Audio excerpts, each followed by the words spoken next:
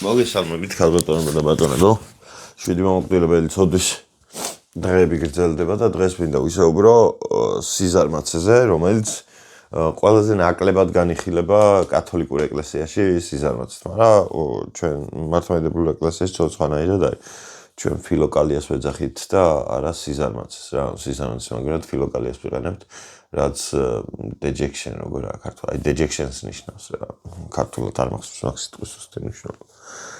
იდეაში ცხოვრებაში სიცოცხლის ინტერესს რო კარგავ, ეგეც კი ცოდვა არის რა, ანუ წარმოიდგინეთ ნებისმიერი რაც თანამედროვე რეალობაში დამარტივია რომ მენტალური დისორდერი გქონდეს რაღაცა რა, იმიტომ რომ ისეთი სტრესის და ისეთი რაღაცების გავლა გვიწევს ყოველდღიურად ცხოვრებაში ადამიანებს, რომ ხშირად ვიღაც ადამიანებს ისეთი დაავადებები უჩნდებათ, რაც სიზარმაცესთან კავშირშია, მაგალითად თუნდაც OCD არა, მაგრამ აი ADHD, რომელიც მე მაქვს რა. ADHD რო გაქვს, კონცენტრაცია და ფოკუსირება გიჭირს რაღაცა კონკრეტულ ერთ საქმეზე და აქედან გამომდინარე ვერ კონცენტრირდება შესაბამისად საქმეს კარგად ვერ აკეთებ და მაინც ცოდვაში გეთვლება. იმიტომ რომ სიზარმაცე არის ცოდვა რა. სიზარმაცის მთავარი ხო სიზარმაცე არის sloth, ანუ სიზარმაცეა რა, მე ეგრე ვეძახ ყოველ შემთხვევაში ეგრე აღვიქვავ რა. შეიძლება სხვა რაღაც ერქვას ქართულად sloth უშუალოდ, მაგრამ ნუ მე ეგრე მგონია რომ მთავარი ცნება მაგ ცოდვის არის ის რომ ადამიანი ზარმაცე არ უნდა იყოს. ხო და ესად ვიყავ გაჩერებული. ბელფეგორი არის ხო ბელფეგორი არის. ბელფეგორი, ბიელზებაბი არის გლუტონისი და სიძვა გვაქვს დარჩენილი ასმოდეუსი. ხო და ნუ ესე აქვს გადაწყვეტილი რომ რატომღაც სიზარმაცე ცოდვა არის. არა და შეიძლება სიზარმაცე საერთოდ არ იყოს ცოდვა, ხო? ანუ შენზეც არ იყოს შეიძლება დამოკიდებული ამ რაღაც მოლდინის რეჟიმში რო ხარ, მაგ დროს შეიძლება არაფერი არ გააკეთო, მაგრამ ეგეც ცოდვით ითვლება. თანამედროვე რეალობაში ეგეც ძალიან ისაა რა. ანუ წარმოიდგინეთ რომ 7 მომკვდრებელი ცოდვიდან უმეტესობა თანამედროვე რეალობაში არის ნორმა. და აი ამ რეალობაში გვიწევს ცხოვრება ახლა. თუ ეს ყველაფერი სპირიტუალური რაღაცები და ქრისტიანობა და მთელი ჩვენი რელიგია მართალია და სიმართლეს ეფუძნება, მანდან გამომდინარე, მაშინ ძალიან რთულია უცოდველი ადამიანი, ანუ ძალიან რთულია რომ ამ რეალობაში ჩვენ ადამიანებმა ისეთი რაღაცები ვაკეთოთ, რაც დაგვეხმარება რომ სწორად ვიცხოვროთ რა. ყველაფერს ნორმა დაგვიქვავს მთელი მასა, გარემო და შენზეც ნაკლებად ზემოქმედებს. ალბათ, როცა ვფიქრობ რომ ზარმაცობ, მაგ მომენტში ვიღაც გეტყვის რომ რა მოხდა, მე რა იცუდათ ხარ, აი რაღაც მოხდა და მაგის გამო ზარმაცობ და ასე შემდეგ და ასე შემდეგ. სინამდვილეში მომაკვდინებელი ცოდვას ჩადიხარ, მომაკვდინებელს. ხო არა მომაკვდინებელი ცოდვებიც. არა ეს მომაკვდინებელი ცოდვა. ხო, ნუ სიზარმაცის გამოსავალი არაფერი არ არის, არ არსებობს რა. თუ ადამიანის ზარმაცი არის, მისი ერთადერთი ხსნა ისაა, რომ ჭკვიანი მაინც იყოს, რომ საქმე რაღაცნაირად აკეთოს, ისე რომ ანუ რეალურ ცხოვრებაში დაკარგავ ყველაფერს რა. თუ ზარმაცი ხარ და რაღაცების კეთება არ გიყვარს, ვერაფერს ვერ იზამნა ჩათვალე რა. თუ ჭკვიანი ხარ და სადღაც შემთხვევით რაღაც ადგილზე იყავი ისეთ ადგილას, სადაც გაგიმართლა და იქაც იქ სხვა ადამიანი გაიჩნდა, ვინც შენ გვერდში იდგება და მოგეხმარება რაღაცების კეთებაში და დააფასებს შენ ჭკუას იმის მიუხედავად, რომ შენ ზარმაცი ხარ, მაშინ ცოცხლანაირად გაგიმართლებს, მაგრამ თუ არ გაგიმართლა და ეს შენი სიზარმაცე ყველა პრობლემა ჩათვალა, მკვდარი ხარ რა, ცხოვრებაში ვერაფერს ვერ გააკეთებ. ამიტომ ყველაზე კარგი არის ადამიანებისთვის, რომ ვიშრომოთ რა, ანუ აი ძალიან კარგი ანდაზები გვაქვს ქართველებს, უქმად შრომას, კი არა, უქმად ჯდომას, უქმად შრომა ჯობიაო და მართალი არის რა, ანუ არაფრის კეთება ჯობია, ანუ არაფრის კეთებას ჯობია, რომ აი რაღაცა ვაკეთოთ. თუნდაც არ ვიცი, სახლი დავალაგოთ, რაღაცა სიმშვიდეზე ვიზრუნოთ ჩვენს გარემოცაში. სკოლაში ბავშვობაში სიზარმაცე ძალიან ბევრი ბავშვს გვაქვს რა. მეც ზარმაცი ვიყავი რო არ მოგატყუოთ თავიდან. მაგრამ მე რაღაც ეტაპზე გავიაზრე, რომ შრომის იქით ხსნა არ არის უბრალოდ რა, რაც არ უნდა აკეთებ და თუ არ შრომობ, ვერაფერს ვერასდროს ვერ გააკეთებ, ისე როგორც შენ გინდა. ვერასდროს ვერ იქნები კმაყოფილი შენი თავით და ასე შემდეგ და ასე შემდეგ. სიზარმაცე კიდე უფლებას გაძლევს, რომ რაღაცა პატარა საქმის გაკეთებით თავი დაიკმაყოფილო. ხო და რაღაცნაირად უნდა ვებრძოლოთ. მე არ ვიცი მასთან ბრძოლის წესი, სიზამაცესთან ბრძოლის წესი, ნამდვილად არ ვიცი. ალბათ ყველაზე კარგი ის იქნება, რომ ისეთ გარემოში აღმოჩნდეთ, სადაც იძულებული იქნებით და ვიღაცები გაიძულებენ, რომ ისე მოიქცე, როგორც საჭიროა და არა ისე, როგორც შენს სიზამაცეს სურს. აი მაგალითად მე და ჩემი ყოველთვის მაიძულებდა ხოლმე, რომ მე სწავლა რა, მაგრამ მე სწავლასთან კი არ მქონდა პრობლემა, მე მქონდა პრობლემა იმასთან, რომ რასაც ვსწავლობდი ის არ მაინტერესებდა. მაგრამ მიუხედავად ამ ყველაფრისა, ის ყველაფერი რომ ვისწავლე, მაინც საბოლოო ჯამში ჩემზე დადებითად იმოქმედა, ხო? მე ახლა ადამიანი ვარ, რომელსაც საკმაოდ კარგი უნარები აქვს განვითარებული, საკმაოდ მოაზროვნე ვარ, ბევრი რაღაცა ვიცი ისტორიაშიც, გეოგრაფიაშიც, ყველა საგანში ასე თუ ისე ჯენერალ რაღაც საბაზისო განათლება მაქვს.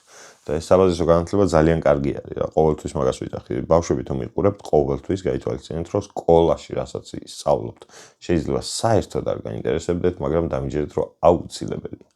იმ წიგნებში, რასაც წერენ, ტყუილად არ წერენ. გჭირდება შენ რაღაცა ეტაპზე გეოგრაფიას თუ არ ისწავლე და იტალიაში რო ჩახვალ, ხო, ვერაფერს ვერ გააკეთებ, იმიტომ რომ ის წარგეცდინება ტურინი ჩრდილოეთით და თუ ჩრდილოეთითაა, ჩრდილოეთსაითაა, მაგასაც ვერ გაიგებ. ხო. რაღაც განათლება აუცილებლად უნდა მიიღოს ადამიანმა. ეს არის დასკვნა. არ ჭირდება mums არაფერი ზედმეტი. და ძირითადად განათლებაზე გვაქვს ხოლმე პრობლემა. ეს შრომის პონჩი კიდე როცა მუშაობას ვიწყებთ, მუშაობაზე რო ზარმაცობ, ეგ კიდე უფრო ნიჩიო, მაგრამ ის საკუთარი თავის განვითარებას მაინც ხელს უშლის რა. და აქედან გამომდინარე, ყოველთვის ეცადეთ, რომ საკუთარ თავს არ შეუშალოთ ხელი თქვენი სიზარმაცით რა. იმიტომ რომ ძალიან ბევრი ადამიანი დაიღუპა სიზარმაცით და ძალიან ბევრი დაიღუპება კიდე და ნუ იქნებით ერთ-ერთი მათგანი. იმიტომ რომ იმიტომ რა თუნდა მაგას ახსნა და ის აი არ უნდა დაიღუპა და всё მორჩა. ძალიან მიხარია მე პირადად რომ ჩემი სიზარმაცე გადავლახე რაღაც ეტაპზე და ყოველდღიური შრომა არის ჩემი ისა. ახლა შემიძლია რომ არაფერი არ ვაკეთო, მაგრამ ყველაფერი ვაკეთო თან რა. სულ რომ ისე ვიჯდე, რაღაცა იდეებზე ვფიქრობ და რაღაცებს მაინც ვაკეთებ, რომ აი სამომავლოდ მაინც გავაკეთო რაღაცა. ამ ეტაპზე თუ არ გამომადგება ის იდეა, რაღაცა სამომავლოდ მაინც გამომადგება. ეგ არის აუცილებელი. აუცილებელზე აუცილებელი. სიზარმაცის ცოდვით ვინც ხართ დატანილები, ბიჭო, ანუ მე არც მესმის, ანუ იმას ვერ ხვდები, თუ რამდენად გაინტერესებთ ეს რაღაცები რა, ანუ შედარებით ცოტა ნახვები აქვს ამ ვიდეოებს, მაგრამ მე მგონია, რომ ყველაზე საჭირო ვიდეოებს, რომლებსაც ვიღებ, იმას აქვს ყველაზე ცოტა ნახვები რა, შედარებით უინტერესო თემები არის ვიღაცებისთვის, მაგრამ იმათაც რო უყურონ, მათთვისაც აუცილებელი მგონია. და მე ყოველთვის შემთხვევაში ახლაც რა, ანუ ახლაც ამას რასაც ვაკეთებ, ესეც ხო ყოველდღიური შრომის ისაა, რომ მე ყოველდღიურად 140 დღე არის. 140 დღე არის გასული, რაც მე ყოველდღიურად ვიდეოს ვდებ. ამას ყოველდღიური შრომის გარეშე ვერავინ ვერ გააკეთებს. ხო, ეს ხო ფაქტი არის, მაგას ხო არ ჭირდება ზედმეტი. ალიკვალი. ხო და მიხარია რომ ჩემ თავში ეგ ძავა ვიპოვე. ახლა ვფიქრობ, რომ რაღაცები დავიწყო. ახალი TikTok-საც გავაკეთებ, იმიტომ რომ ჩემ ძველ TikTok-ზე რაღაცა ვერ მიდის რა ვიდეოები რა. რაღაცები შეცვლილია ჩემი ალგორითმი, როგორც იყო, ისიც აღარ მუშაობს ისე და ახალ იდეებს ვცდილობ, რომ გავაღვიძო თავში. და ეხლა ვცდილობ მონტაჟის სწავლასაც ჩემ პონჩი ტელეფონში ის ვიყიდე CapCut-ის Pro ვერსია ვიყიდე. Black Friday-ის გამო ფასდაკლებაა და მაგას ვცდი, რომ ეგ გავაკეთო. დავამონტაჟო ეხლა რაღაცები და რამდენად კარგად გამომივა ეგ არ ვიცი რა გოგაწყობთ. მე კი დიდი იმედი მაქვს, მაგრამ მე ხარ ვიცი რამდენად კარგად გამოვა. ხო, მე ჩემს მაქსიმუმს ვცდი აუცილებლად. და всё. ხო, და იმ TikTok-საც რო გავაკეთებ, უფრო ისეთი იქნება რა. ახალ რეალობას, TikTok-ის ახალ რეალობას მორგებული რა. დამონტაჟებული ვიდეოებს უფრო მეტი ყურადღება ექცევა ახლა ვიდრე შინაარსს, რაც საუბრობდა. მე იმასაც ვისაუბრებ, რაც საჭიროა და პლუს კიდე დავამონტაჟებ ხოლმე სხვანაირად. ახლა ვცდილობ ჯერ სპორტული კონტენტის დაწყებას და მაგასაც მალე განახებთ აუცილებლად რა. მე ვფიქრობ, რომ მალევე დავიწყებ და არ დამეზარება, არასდროს არ დამეზარება მაგაზე გაჩერება. ჩემთვის ერთ-ერთი ყველაზე საინტერესო სფერო არის. სად ვიყავი? კრისიდო. ჩემო ზვაგაცმა მითხრა, რომ ვიდეოებს რომ რჩებიო, და გადაიღებო ამ 7 მომაკვდინებელი ცოდვას, მე გადაიღეო ერთი ვიდეო, სადაც 7-ვე ცოდვას ჩადიხარო.